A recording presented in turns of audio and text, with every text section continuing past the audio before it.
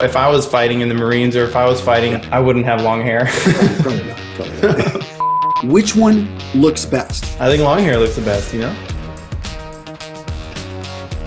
Travis, man, great to see you. How you doing? Hey, Antonio, I'm doing awesome. Thanks for having me on the channel. Travis is trying to convince me to go long hair. I'm trying to tell this guy, no, you need to get back to short hair. So in today's video, we are going to go round by round. We're going to lay out the case for short hair versus long hair. All right, so I'm starting off first with short hair. And I think short hair rules because let's just face it, individuality. What am I talking about? Look at all of the different styles. You got the undercut, you got the side part, you've got the quiff, you've got the tasseled look, you've got the layered look, you get the pompadour, crew cut, fade. You could even go for the buzz cut or a bald head. Thing is, short hair, you have pretty much unlimited styles, tons of options. Guys, when I think of short hair, I think of you being able to have fun. I mean, the whole thing with short hair is when men stopped wearing hats back in the 1950s and 60s, we had so many more options pop up. And that's what I love about short hair. You're able to express who you are through your hair. All right, Travis, so with that being said, let me hear what you got to say about long hair. Well, you know what? I actually agree with all of those points. And I actually don't dislike short hair. I have short hair. I've worn short hair for a long time. I loved all of the different styles that I could do with short hair. For long hair is actually the ultimate form of individuality because the majority of men in at least the West, or, you know, you look at, North America, you look at South America, you look most of the world, men today have short hair. So I think if you want to be someone who stands out, if you want to be someone who's memorable, I think having long hair is the ultimate way to go, or at least longer hair. I'm not saying you've got to come all the way down to your chest or anything, but growing it out a little bit longer than what the majority of people would have. And you can kind of look back to the 60s, to the counterculture movement. You can look at the 70s and 80s with rock and roll. Like those guys grew their hair out just sort of as a way of being individual. And like that's why I see today in the present day in 2020, long hair as a way to be individual simply by growing it out because it's just not that common. You stand out more. All right, gentlemen, so now we're in round two, historical significance. Let's go back to Alexander the Great. What did he say? You got to have short hair. Why? Because he understood that if you're going to conquer the world, you don't want people in a fight being able to grab your hair, pull your neck back, and basically cut your throat. I mean, when you look at militaries, and you guys know I served in the Marine Corps, one of the first things they do is cut your hair. Now, part of cutting that hair is just simply the practicality of this. If you are going to be deployed and you want to simply be able to keep everything nice and trim, what do? You cut your hair because it gets in the way. And when I think about the historical significance of men that have moved the world, men that have had huge impact, I think guys with short hair. I think of Julius Caesar. You just look throughout history, you're going to see these guys having short hair. Napoleon, greatest general ever, statistically, if you look at the numbers, he had short hair. And he understood the importance of uniform. And that's what I love about short hair. Men who have been in positions of power have understood the power of a short haircut. All right, Travis, so what are you going to do about that?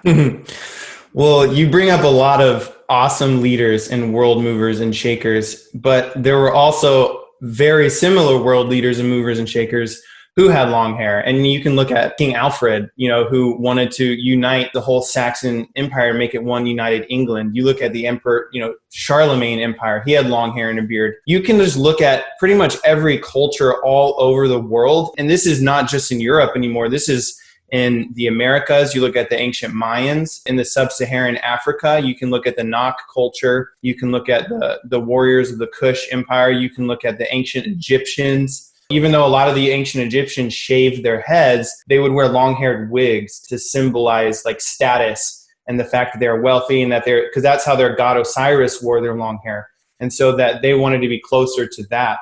You can look at the Vikings, obviously. They were some of the most vain Europeans during the Middle Ages. And you can just look at, a lot of ancient Rome, ancient Greek. You can look at their mythologies. You can look at Zeus, Achilles. You can look at the Norse mythology. You can look at Thor, Odin. A lot of these ancient Europeans and their mythology and the gods they worship had long hair. They wanted long hair as well to sort of symbolize strength. You can look at the story of Samson in the biblical times. There's just so much historical symbolism for men and long hair. So when Native Americans have long hair, like it means so many different things to them. Like they Some tribes feel that long hair gives them super strength or superpowers. Others feel that it's just a sign of when their hair grows, their spirit grows. And you can look at just tons of civilizations around the world outside of European civilizations and within European civilizations on almost every single age. If you go all the way back to the Bronze Age and ancient Mesopotamia, all the way up to the Middle Ages, you can see men having long hair in every single culture. And it means something to each culture. It might mean different things, but it means something. So I think that there's definitely an argument for men with long hair historically. Like it's kind of, I would argue that it's been even more common than short hair has. Well, Travis, you gave a few more examples than me, just a few. And I am going to end this with Chesty Puller. Chesty Puller would not have recommended long hair. Round 3, gentlemen, professionalism. All right. So modern day, let's throw out history. If you walk into a meeting and you've got the whole long hair thing going. Yes, I know if you're in Austin, maybe in Portland, it'll be fine. But throughout the world, we're talking about international business here. If you're a mover or shaker, you're starting a nonprofit, you want to look good. You want to walk into a bank and get them to loan you money. Or you want to go in and simply, you're making a decision about who you're going to do business with. What are you going to think if some long-haired hippie walks in? That's exactly what you're thinking. This is a long-haired hippie. Yes, he may be wearing a suit, but you're going to make a judgment that may not be positive. And again, I like the look of long hair on certain men, but I do think that when it comes down to professionalism, when it comes down to business, in and out, short hair rules. Around the world, no matter what history may say, short hair right now is how you symbolize, I'm a professional, I'm here to do business, I'm here to make it happen. So Travis, what do you got to say to that? Well, I would actually agree with a lot of what you said, because long hair in the workplace you keep doing this judo on me. You're like flipping. Well, no, you're making such good points. It's hard for me to be like, well, that's actually wrong. But, long hair on men in the workplace in professionalism is kind of like an uphill battle that is still being fought right now. But I think obviously there's still pros to it. Like if you're walking into a meeting and maybe you're pitching somebody and you have, maybe they see 50 pitches a day or something. Maybe it's a venture capitalist firm and every guy is similar. They dress similar, they look similar. And then you have this guy walking in with, he's got long hair, but it's clean cut. It's not unkept. He could wear it in a professional way. It's not dirty. He's also dressed nicely.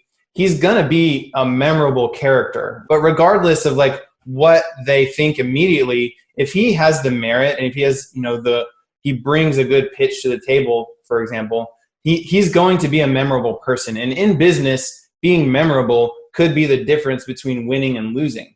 And I think obviously if you're just going into an interview, you're going and looking for a new job, it will also depend on the company. A lot of companies have dress codes, but it really does depend on the company. You can look in tech, for example. They're starting to get, a lot of their cultures are more open, they're more relaxed, they're more long hair on men is accepted. I still do think that there is that kind of stereotype, as you mentioned in your point, that we're constantly fighting against. But I do think that the tide is sort of changing and starting to shift a little bit. Long hair on guys is starting to become more accepted. And so long as you're keeping it professional and keeping it clean, I think that's going to be the biggest difference. You don't want to go in with greasy, oily, dirty, frizzy, dry, whatever hair that just looks like you just rolled out of bed. You obviously need to learn how to maintain it, learn how to keep it clean. I think being memorable is probably the argument I would make. Round 4, gentlemen, we're talking about attraction. So right off, does a woman want a man competing with her for the spotlight? Let's just face it with attraction. This is probably something a lot more important to women than it is to men in general. And she's going to look at this long-haired guy and think, oh my gosh, he's going to take longer than me to get ready. She's going to get jealous of your hair. And there's actually, there's a number of studies out there, but that one, remember 1978, in which we had almost 100 people looking at men and women, whether or not they're attractive. Almost 40-something women looked at these silhouettes of the long-haired man. And they're like, nah, not so much. I'm not going to be into that. I like my man looking like a man. I want him to have that short haircut, to be trimmed, to be proper. I don't want to compete with him for attention. So for me, when I think of attraction, again, with all the different hairstyles you can go with, all the different products you can be using, it really comes down to simply looking like, again, what the average is for your society. Because this is, again, that's a University of California study. They talk about people, especially women, are attracted to society's average. And if you really go too far from that, it's really going to be something that they could view as a negative light because it's an unknown. So I think attraction-wise, men and women are going to just naturally be more attracted to a man with short hair. Travis, what do you think about that? I think one point I would make to that is like, that was in 1978. That was like the height of counterculture movement, the height of hippie movement, the height of rock and roll eras. Like that was sort of men moving away from what the norm of what a man looked like back then. So I think the stereotype back then, their first impression might have been, kind of like, oh, I don't really like that. But if you were to do that study again today, I would be really curious to see. And even though I think that the majority of women will say, like, I find shorter hair on a man more attractive, I think what it really comes down to is confidence. And like women are attracted to a man with confidence. They're attracted, they'll say, yeah, I prefer a man who's 6'4". I prefer a man who has short hair and, he's got a good job and he has all this and this. And then if you actually look at some photos of like really attractive women, they have like the confident guy who you may or may not consider being like the best looking, but it's because of the confidence that they're attracted to. And if you have the confidence to grow your hair out, I think that a woman would be more attracted to that than she would be to the image of the man in her head. I think that's the argument I would make when it comes to confidence. And then there are also, women who are attracted to long hair, like that's their thing. Maybe not every woman would prefer long hair, but the ones who do prefer it, like they love it. And so it's kind of like you're going to get the super fans, or, you're going to get the women who really, really love it, who have a strong reaction to it. And then again, I think the best thing a guy can do with long hair is to dress it up a little bit. Because if you're wearing like long hair and a t-shirt and jeans, someone might assume like, oh, maybe he wants to be in a rock band, or maybe he's a hipster or whatever. But if you dress it up a little bit, all of a sudden you sort of become like a big question mark. You become sort of mysterious. And I think that being mysterious has a really high level of attraction. You become memorable. You become that guy who was dressed really nice with the super long hair.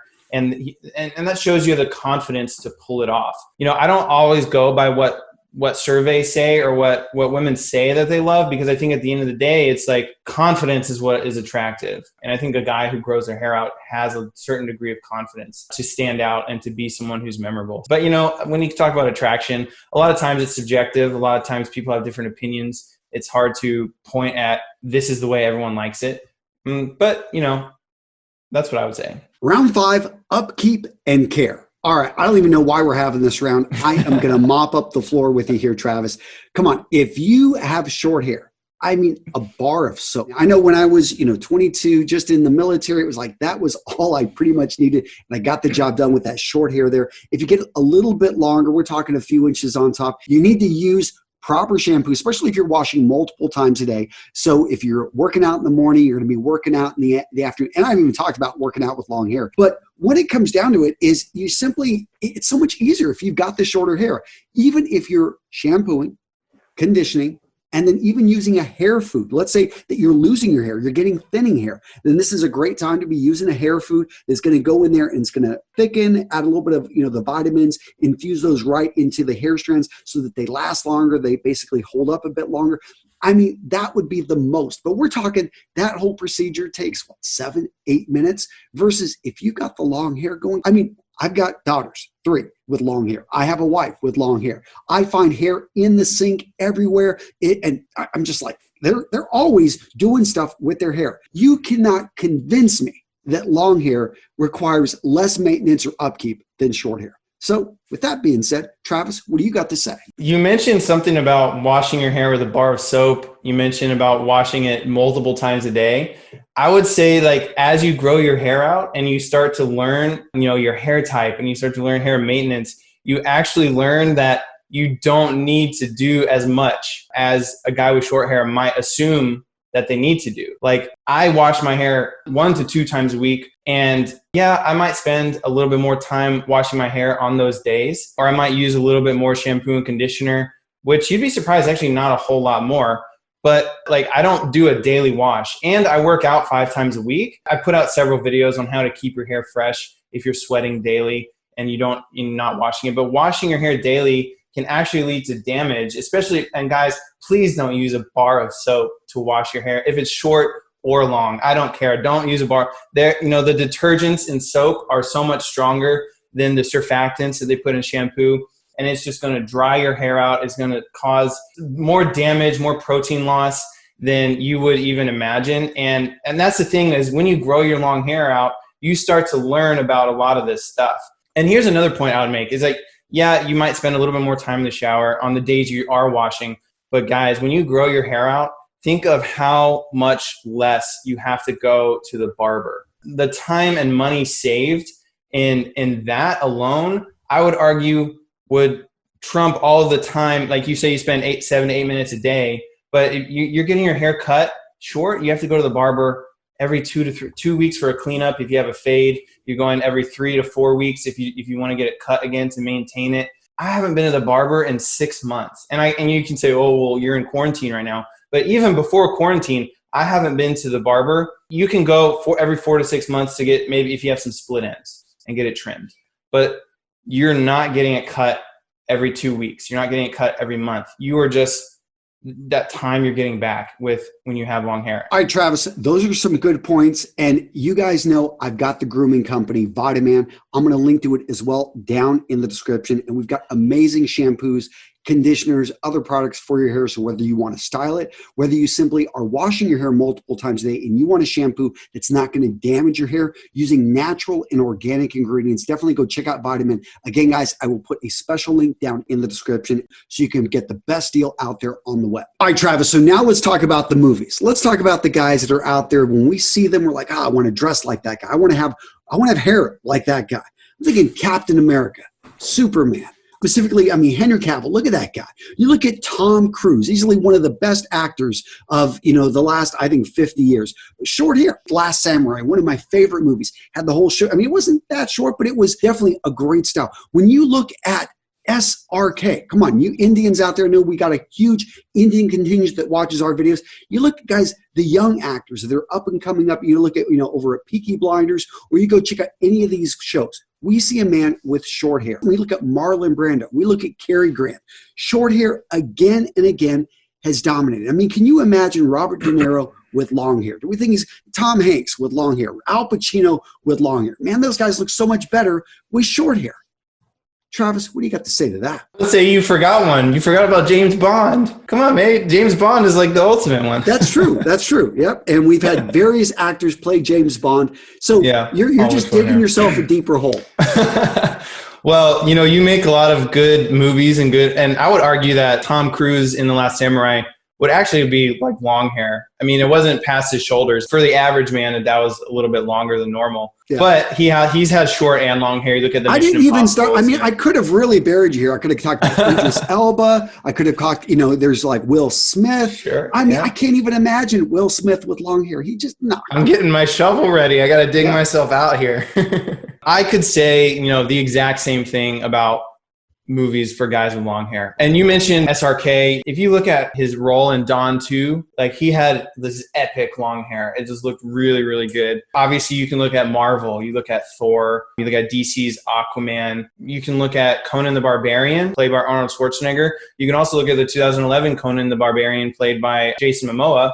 Look at Rambo. You can look at Achilles from the movie Troy. You can look at Game of Thrones, Jon Snow. You can look at Pirates of the Caribbean, Jack Sparrow. Every single guy in Lord of the Rings, male character, whether you're talking about the hobbits, you're talking about the wizards. Literally, if you watch Lord of the Rings, every single character had long hair. You look at Legolas, Gandalf, Aragorn, Gimli. You look at John Wick, one of the most deadliest assassins in the game. He's got long hair. And to your point about Henry Cavill, if you look at Geralt of Rivia, and I know like a lot of guys say, yeah, well, they're wearing wigs and all that. I get that, but the point is the character was written with long hair. You can look at Tarzan, you can look at Hercules, you can look at any movie about rock and roll. You can look at any movie about Vikings, and you can look at The Last Kingdom. Every single one of these male characters are portrayed with long hair. And so that's the argument I would make. Yeah, I mean, I could do the same thing. We could go all day doing this. So now, gents, I know you've got an opinion. In this round, I think an interesting point that me and Travis didn't actually get into is what defines long hair. Because you could argue some of the examples I gave, well, that's leaning towards long hair. So I want to hear from you guys down in the comments. What in your culture, in your country, signifies long hair? Round 7, which one looks best? So from the short hair side, guys, come on, short hair is much better. Travis, what do you think? I got to go with long hair. You know, I might be a little biased, but I think long hair on a guy looks really, really good, especially if they take care of it. All right, gentlemen. So at this point, we got to hear from you down in the comments. What do you think? Short hair, long hair, which one do you think looks best? All right, guys, so we had a lot of fun with this video. And if you want to learn more about hair types, check out Travis's video right here, The Ultimate Guide to Different Hair Types. I'm also going to link over to a few other videos on his channel down in the description. He has this great video about how to exercise with long hair. And that's what I love about Travis's channel, is it gives you practical information that you can use immediately.